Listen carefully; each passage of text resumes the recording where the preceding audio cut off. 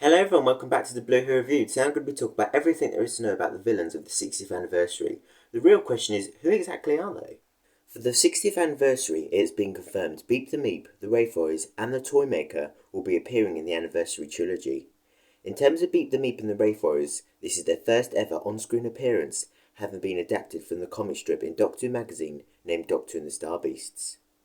Unsurprisingly, this is the name of the first anniversary special, which is where their battle takes place. Beep the Meep, which will be played by Miriam Margolyes, is the leader of the Meeps who refers to himself as the Most High. He is a galactic warrior and criminal and enjoys inflicting pain on others. Never liking that he looks cute and frequently destroying things that are, but often using his cute appearance to fool people into believing the Wraith Warriors are the villains, and it would seem he's doing it once again. Rose, Donna's daughter, from what it seems, comes across this crashed spaceship, which Donna misses and he hides in their shed. Donna discovers Beep and exclaims, "We've got a bloody Martian in the shed!" Don't look! Meep! It would also seem the Doctor is willing to listen to Beep and also defends him from the Wrarth invading the street. UNIT are also on the scene and are at war with the Wrarth trying to stop their supposed invasion of Earth. But who are the Wrarth? The Wraith were biologically constructed from the 5 strongest of the Wraith galaxy by the Star Council, specifically to deal with the Meeps as a police force. They are anthropods with a tough exoskeleton acting as a scale of shield. They have formidable strength and have infrared night vision but are susceptible to ultra-white light. They also have a detachable left claw and 5-digit tendril hand on the left. After the Battle of Wrarth, the last battle between the Wrarth and the Meep Armada, where Beep the Meep escaped, it was the Wraith called Constable Zurg and Sergeant Zogroth who were sent to find Beep.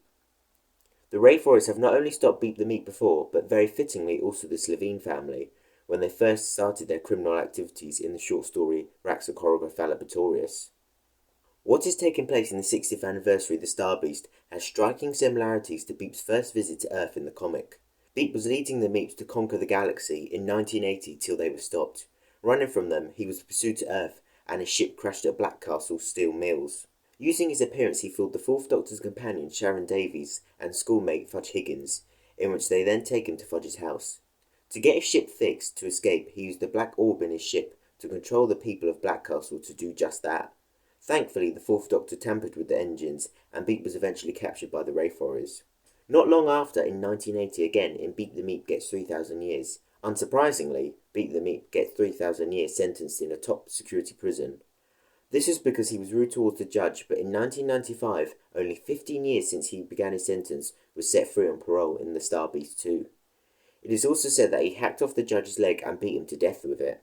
Now, unlike what the Judoon would have probably done, which is similar to the Wraith the Wraith removed part of Beep's ship, which he used to control people, but Beep had hidden a spare part back in Black Castle when he was last there and went back to retrieve it. Not arriving at Sharon's wedding like the Doctor had planned, he ends up back at Black Castle again and leaves K9 to watch a Lassie film as he saw a No Pets Allowed sign. Where the spare part is hidden underneath the cinema, which Fudge, now grown up called Collins, owns, the Doctor is held at gunpoint by Beep the Meep and explodes a grenade. The Doctor escapes with Colin and converts the projector into a blacklight receiver which imprisons Beep in the Lassie film that was loaded into the projector, a copy of which was held at the Wraith Institute.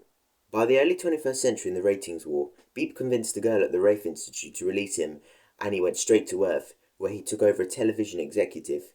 Beep's aim this time was to get a massive viewing audience to hypnotise them with subliminal messages on a show called Audience Shares, and command to kill on the show Beep and Friends.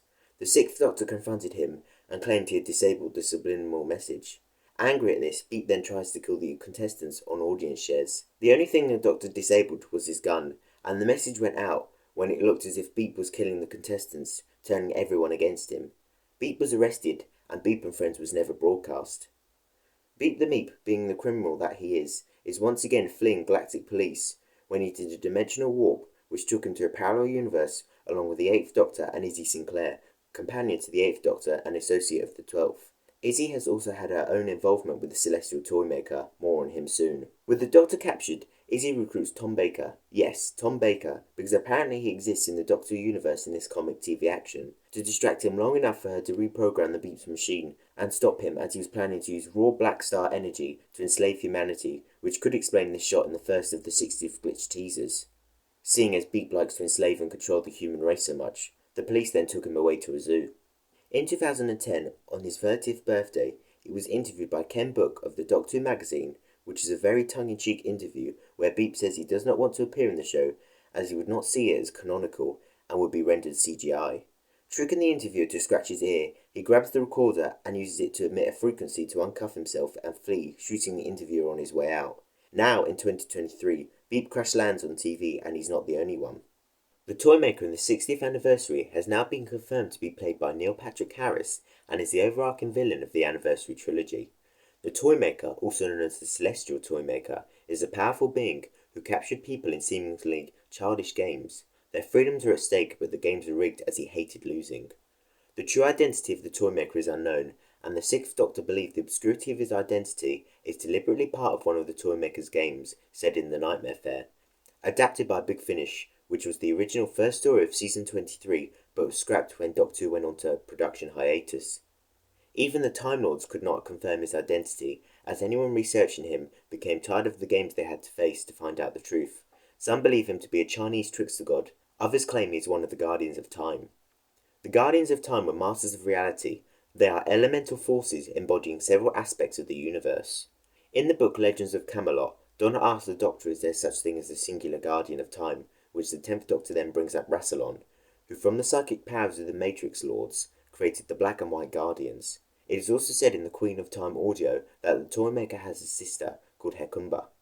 In the novelisation The Celestial Toymaker, the First Doctor believed him to be native to the same universe as the Doctor himself.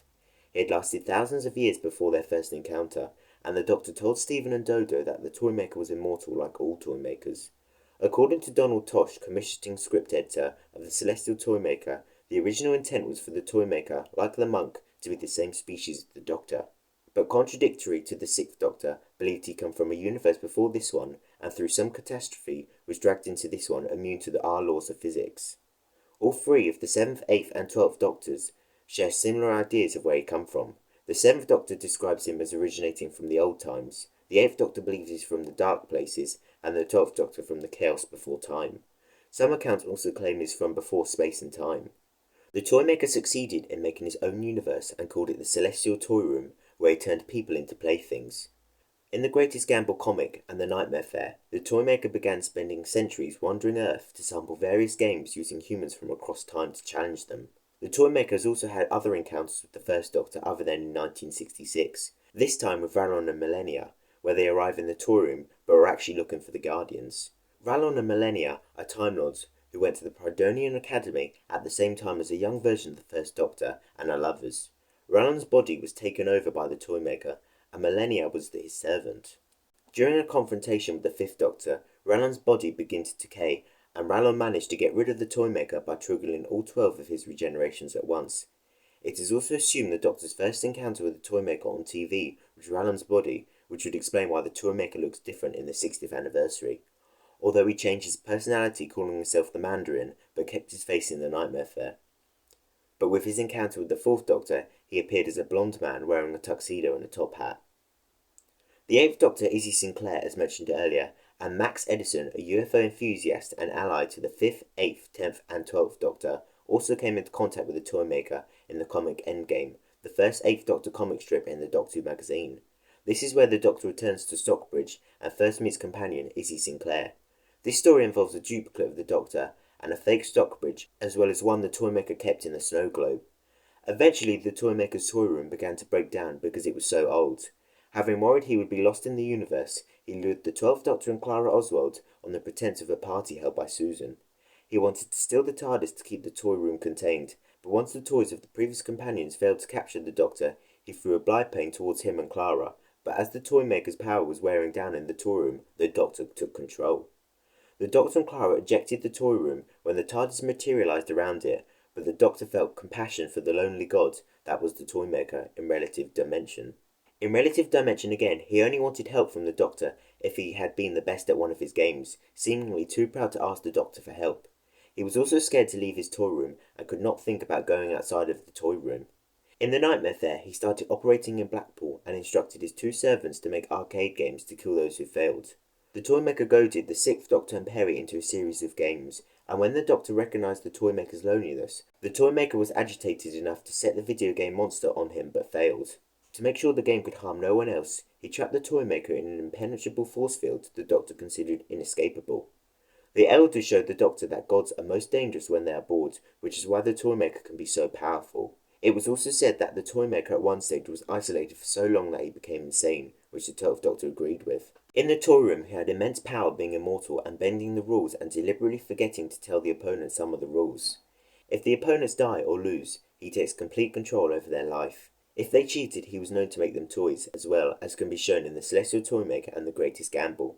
Divided Loyalties retcons the Toymaker being a great old one and a guardian of time, but follows on from them being survivors of an earlier race of Time Lords who ruled the previous universe. The last reference to him in the show was in Can You Hear Me in 2020, until now, along with Beep the Meep and the Wraithrows, all making their reappearance starting this Saturday.